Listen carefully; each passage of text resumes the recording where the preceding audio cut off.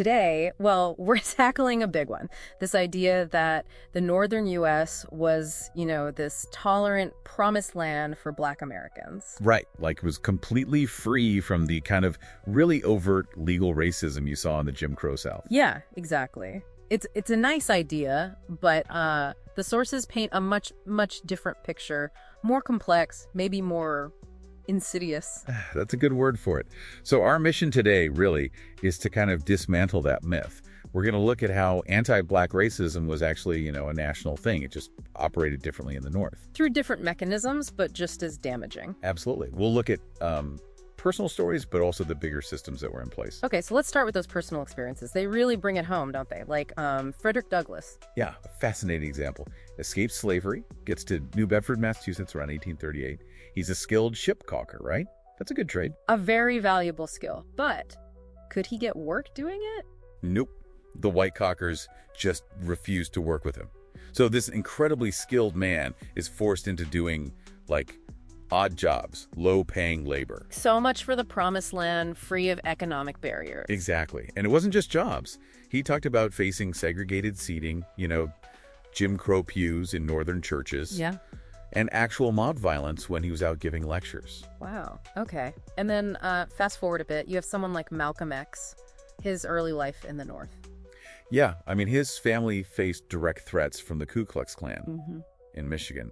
Their house was burned down. That's pretty overt. Definitely. But you also mentioned a teacher. Right. This is maybe more subtle, but incredibly damaging. He's a kid, dreams of being a lawyer. And his white teacher tells him, basically, that's not realistic for you. Be a carpenter instead. Oof. That just cuts deep, doesn't it? It's not a physical threat, but it's shaping or limiting potential right there. It's the system whispering or sometimes shouting what it thinks you can be, limiting ambition. And Dr. King, when he went to Chicago in '66 for the freedom movement, he found something different than in the South, right? He did. He talked about it being more subtle and ingrained. Not the legal segregation of the South, the de jure stuff, but de facto segregation.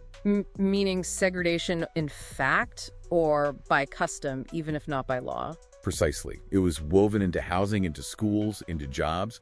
It wasn't always a sign on the wall, but the barriers were just as real. And the hate. Well, he was hit by a rock during a march in Chicago. He was physically attacked. Yeah. And he famously said he'd, quote, never seen anything so hostile and so hateful, even in Mississippi or Alabama, which is really saying something. Okay, so these personal stories are powerful. But you mentioned the North built its own architecture of racism, even without the same laws as the South. How? It was quite systematic, actually. Housing was key. Think about redlining starting in the 1930s. That was the federal government, right? The Homeowners Loan Corporation. Yep.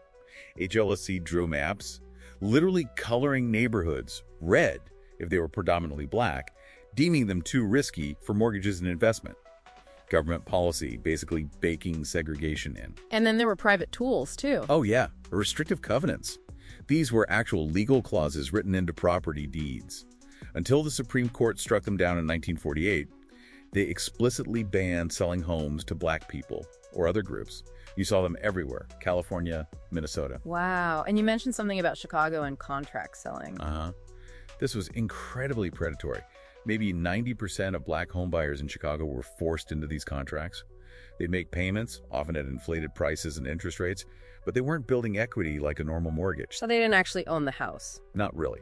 And if they missed one payment, the seller could evict them and keep all the money they had paid in. It was a system designed to extract wealth, not build it. Okay, so you have housing discrimination, redlining, covenants, contract selling. It all traps people in certain neighborhoods and prevents wealth building. And that connects to schools, I imagine. Directly. Public schools are funded mostly by local property taxes. Right. So if you systematically devalue homes in Black neighborhoods through these housing practices... A tax base collapses. Exactly. Which means less money for schools. Historically, this created a gap where districts serving mostly Black students got something like $3,000 less per student. And policing fits into this picture, too. It does.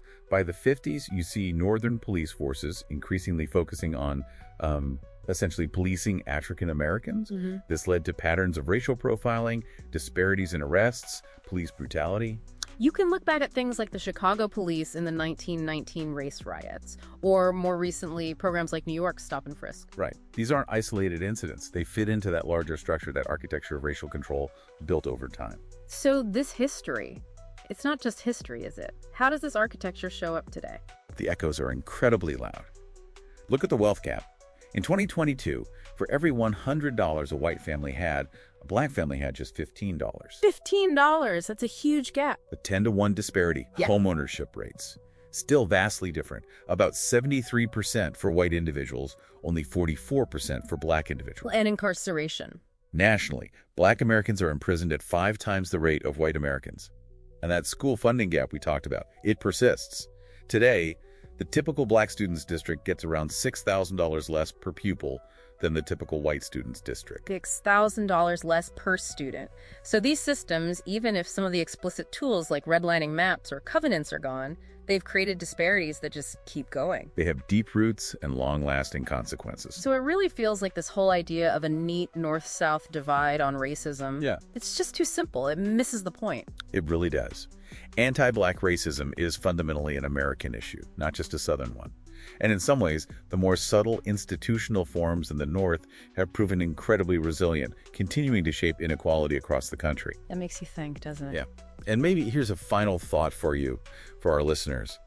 What does it really mean for achieving equity, for justice, when these deeply embedded systems of inequality here on, even after the specific laws that created them are gone? It makes them harder to see, maybe harder to fight. What do we do about that?